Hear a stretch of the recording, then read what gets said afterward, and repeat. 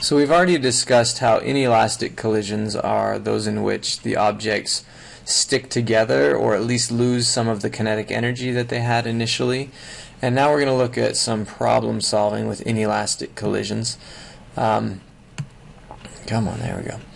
In some cases, inelastic problems are kind of ridiculously easy because you just use m1v1 plus m2v2 equals m1v1 prime plus m2v2 prime, and since we can't use conservation of kinetic energy, this is the only equation we can use for the collision, and we can only have one unknown because we have one equation. So you can have a box sliding into another box and sticking to it, and you'd have to know initial velocities and masses and one of the final velocities, or no, the fact that they stick together.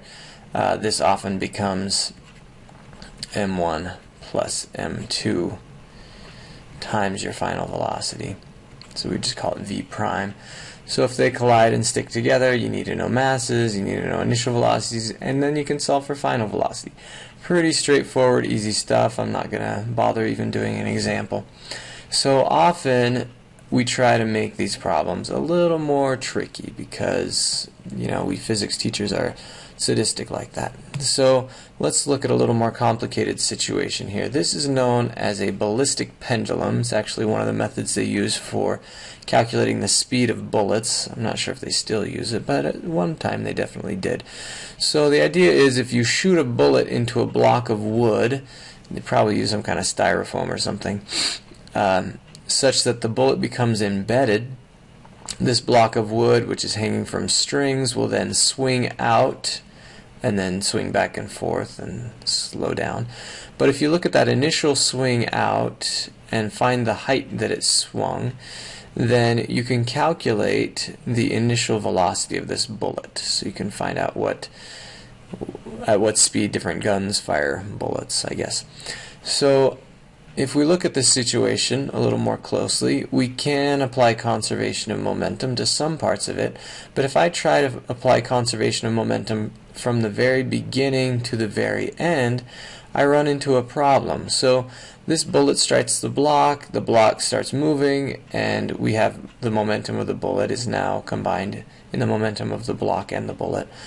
But once this starts swinging out, that momentum goes away at this high point of the swing here, and it went away because these strings were exerting a force backwards. A component of their tension was backwards.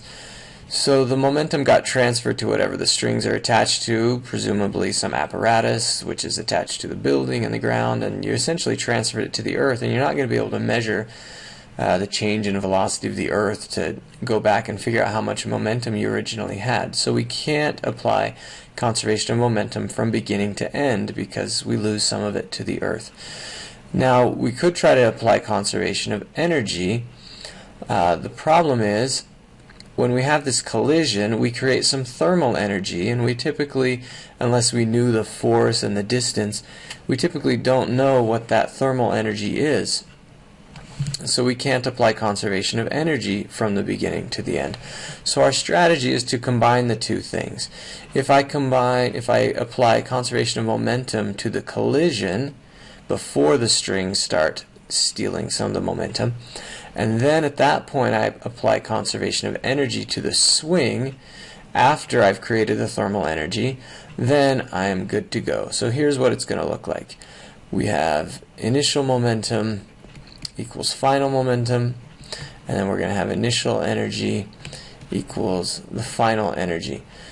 Now my initial momentum, I'm going to say, is before the bullet strikes, and the final momentum, I'm going to say, is kind of halfway in between the end here. It's intermediate. It's an intermediate step when it struck the block, but it hasn't started swinging yet. So just so we don't get confused, because what I call final here is my initial here, I'm going to go ahead and call this P1 equals P2, and then over here I'm going to say E2, because these two occur at the same moment, equals some energy in a third situation, which is where we're at the very end. So situation 1, bullet hasn't hit. Situation 2, it barely struck. and situation 3 is when we swung out this way. Alright, so the momentum initially is just the momentum of the bullet, and so we're going to have m1 v1. By the way, I should tell you the information we know. Let's say we know the mass of the bullet, what I'm calling m1, is 50 grams. Let's say the mass of the block, what I'm going to call m2, or what they call big M in this diagram, is 5 kilograms. And let's say this swing, this h here, is equal to 12 centimeters. Okay, so m1 v1 is my initial momentum because the block is not moving, and then I want to compare that to the momentum right at this moment here when they have just struck. So that's going to be m1 plus m2, the combined mass, times, I'll just call it v prime because there's only one velocity in this situation. Okay, over here applying energy, oh by the way, I know my masses so I could plug those in, but I don't know this velocity or that velocity. And it's this velocity here that we're trying to find. I want to know how fast that bullet was going initially. Okay, for our energies, when this was just struck, it's all kinetic energy.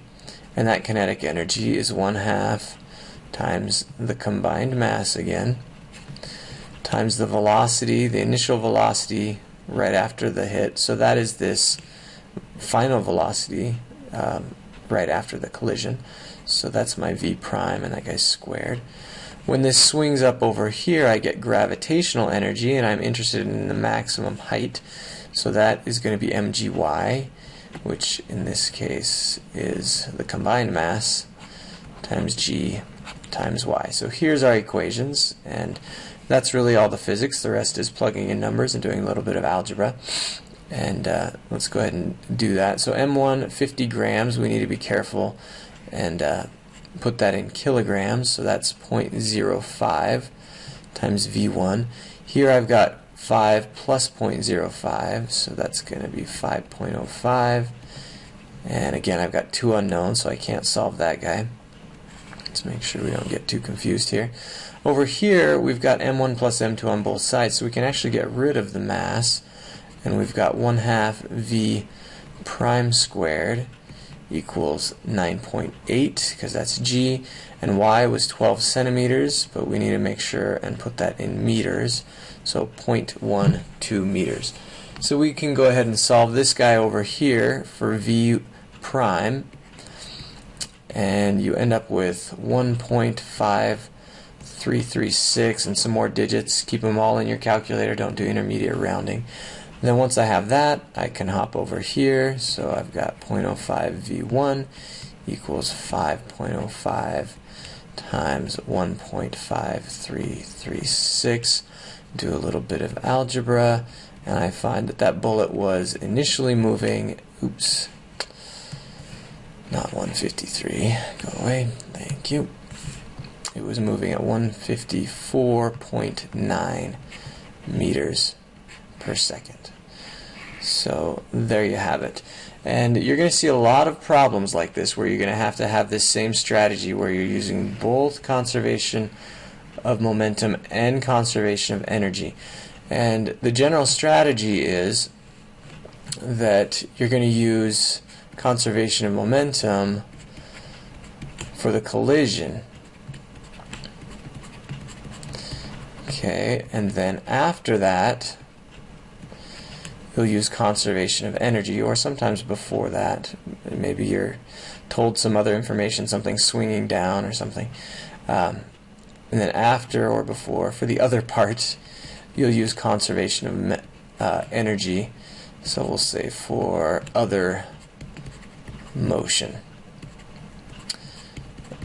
And again, the idea is that the final of one of these is going to equal the initial of the other, not the quantity, but those are going to take place at the same time as far as like the velocities like we saw. Alright, that's the general strategy. Have fun. See you next time.